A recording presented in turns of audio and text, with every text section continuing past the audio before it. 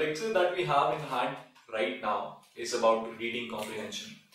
It's one of those subject areas that people really dread, that people don't really like.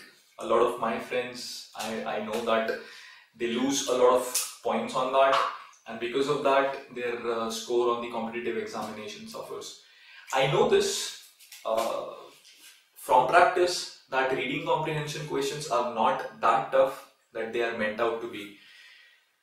Some people get this impression in their mind as soon as they see the length of the passage that this is something that they should not attempt, this is something that they should skip, because there are simpler questions, easier questions, single questions that they can take in the same period of time and score more. At least on the competitive examinations which are simpler and have a lot of questions, for example, when you have to solve around 200 questions in a space of 2 hours or something, I would say reading comprehension is just a test of speed. In those examinations where you have smaller passages but difficult questions, there your comprehension is being tested. So you will have to actually space yourself out, understand where to use which strategy, where to go for speed and where to go for comprehension. There are even exams wherein a balance of both is required, and normally the decent examinations like CAT and ZAT and examinations like that really test your reading speed as well as comprehension. The comprehension part is heavy. For example, they'll give you articles from pretty much everywhere. They'll talk about sociology, they'll talk about archaeology, economy, let's say paleontology and stuff, everything. This is done because it's not because that they want to create some RCs, some comprehension passages which are really tough for the students to solve on. This is not the intention. What they want to do is they want to ensure that someone cannot really answer those questions just by remembering something. For example, engineers are decent at, let's say, subjects related with maths, physics, chemistry and stuff.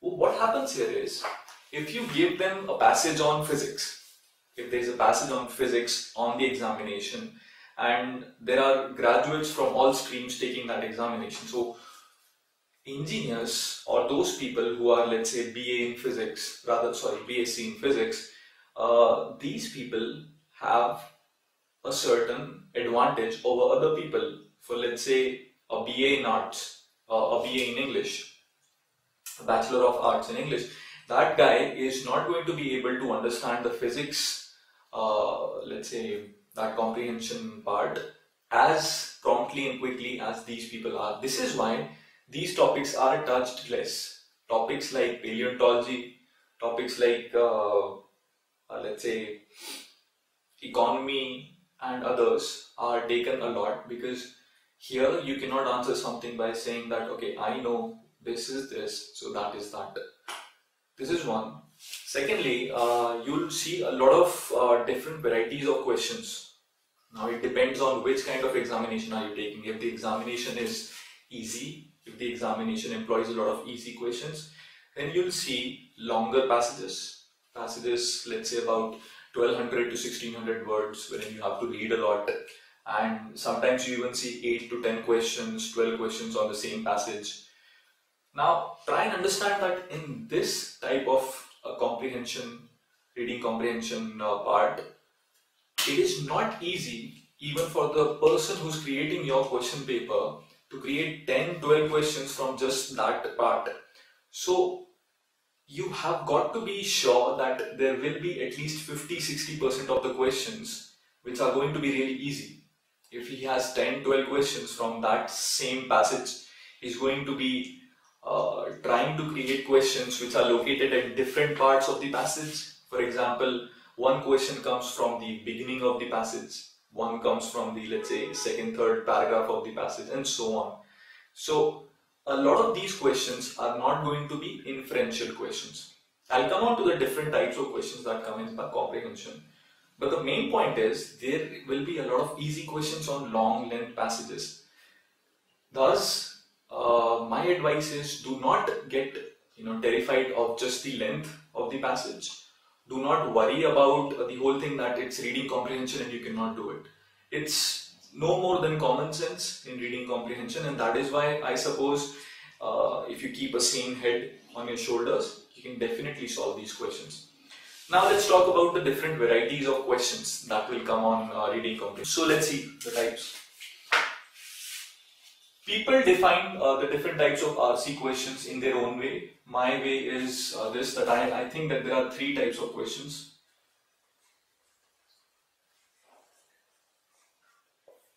One is the normal hunt and peck questions.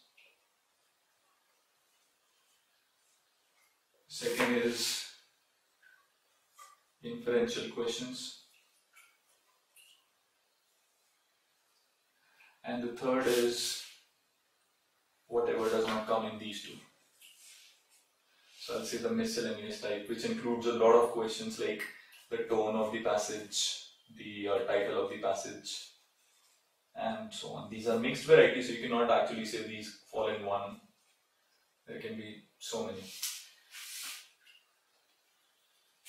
Now, let's begin with the easiest one that you'll see a lot on the examination, hunt and peck variety. As used in the passage, what does the word mean? Any word can be here. Let's say the passage has used the word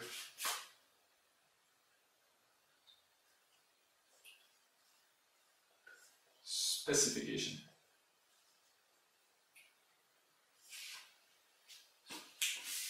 So what this question is trying to ask you to do is read the passage, find out where the word specification has been used, and then according to the text that is written around it, around the word, give us the textual meaning of the word. It does not mean that if you know specification, write the or choose the meaning of the word. It does not mean that, because sometimes the word specification or any word that has been used in the passage can be used differently according to the author. He might have used specification in a completely lateral different sense than what you mean by it. Okay, so always go for the passage where the word has been written, take a look at the lines, and then try and understand whether the correct meaning can be gleaned from over there, can be taken out from over there. Similarly, this is just the word hunt and peck question. There are even lines in which questions like these will come up. What does the author mean by so this question will just take up a line from the passage, and you will be asked to choose the correct option from the questions given one, which correctly defines what this line means. So again, what you have to do here is read the line, go to the passage, okay, and then try and understand what the line means in the contextual sense. Okay. Then the second variety.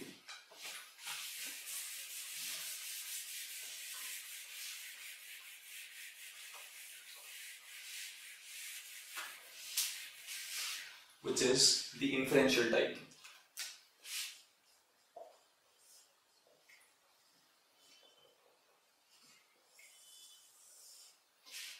Now, these type of questions are one of the most difficult to answer, because these are questions that would say, why has the author done something in the passage? Why is he doing this? Why has he written something like that? Which means that the question creator wants you to know and understand the passage by its whole, by its completion, and then because of that, try and understand and answer a very analytical sort of a question. So basically you can also say, this is inferential or analytical type of questions. You're analyzing the given information and then you're trying to answer a question, which means that you're trying to understand everything and then form your own conclusions, which is inference. So you draw inferences from the given text and you solve the question, thereby the inferential or analytical type of question. If my advice is, if you're pressed for time, then don't really go for these type of questions. But if you've read the passage and you understand everything out there, I don't think this would be really that tough. But for those people who are pressed for who speed read, who don't go for comprehension as much, these questions are going to be really tough. So stay away from them if you don't go for the comprehension part and go for the speed part. The third is the miscellaneous type, which includes a lot of questions like the tone of the author,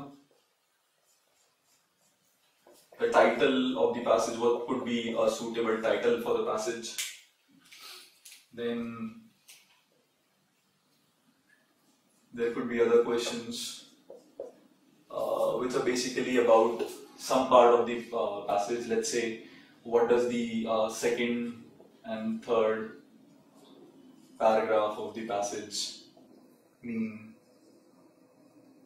and so on. I mean, there's no end to the miscellaneous variety. That is why it is called the miscellaneous variety. Every year you'll see some of the other new questions coming up. But basically, tone, title, passage questions, tone, title type of questions. I'll describe how to solve those. Let's start with the tone one. Well, there are three types of tones: positive tones, negative tones, and neutral tones. So when you see something like this in the question paper, it's best if you keep your eyes open for the options. There are a lot of positive tones that will be given in the options. Like if the question says what is the tone of the author, and they say optimistic, they say humorous, they say direct, they say things other like good, bad, ugly. So this all will be positive. So keep your eyes open for positive tones. Let's say what will be the negative tones. Negative tones can be again pessimistic tone. The author might be pessimistic, he might be callous, he might be sarcastic, he might be acrimonious, and synonyms of these type. He's not approving of something, he becomes negative. And neutral. Neutral ones are normally what you'll see. These are like the author is neutral, the author is direct. A direct is a bit positive. We'll say he's casual. We'll say he's unbiased. So when you know that there's a positive or a negative or a neutral tone in the passage, you've read the passage and you understand that the author is writing in a certain sense. Everyone, when reads decently, gets to know what the author is trying to say. Even if he's not going to understand everything about it, you will be able to understand whether he's positive about the issue, negative, or neutral about the issue. So these type of questions are easy to solve. Keep your eyes open for all these options. There will be a lot of other types. Practice will make you perfect on this. Second one is the title of the passage. This one is pretty analytical, because normally when you'll see the title of the passage being asked, it's not going to be a direct, straightforward title.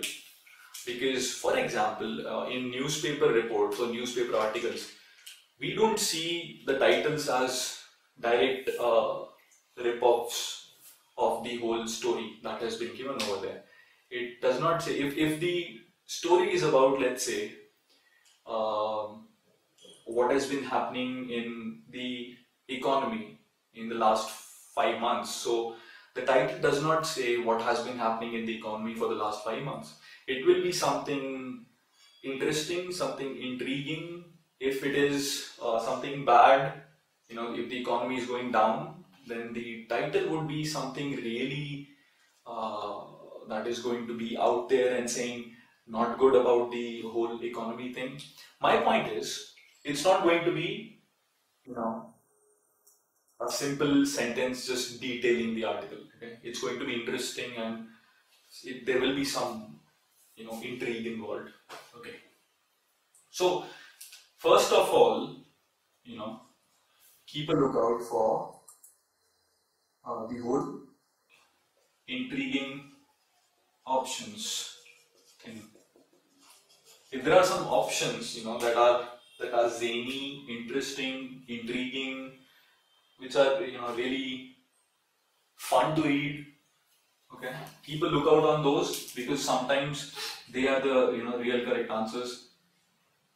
The most important thing that you can do over here is you have to, if you want to really answer this question, you have to definitely understand the passage.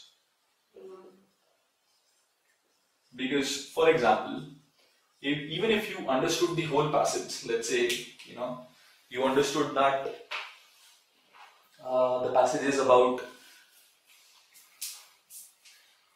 is about life in a hostel. Okay, so you understood that this is about life in a hostel and everything, and you got an understanding that the author is not very optimistic about someone's life in a hostel. So you would go for an article, a title which is really a bit negative about the whole passage, but still keeps the idea of hostel alive. Okay, so you've got to understand the passage, the tone, and thirdly, like in a summary, I think there would be some keywords, which means that if it's about the hostel thing, expect a hostel related word in the title. It's not mandatory that all of these rules will work, but it's more like you have to build your own rules, build your own thumb rules, which can help you in solving questions on RCs. So basically this is it about reading comprehension.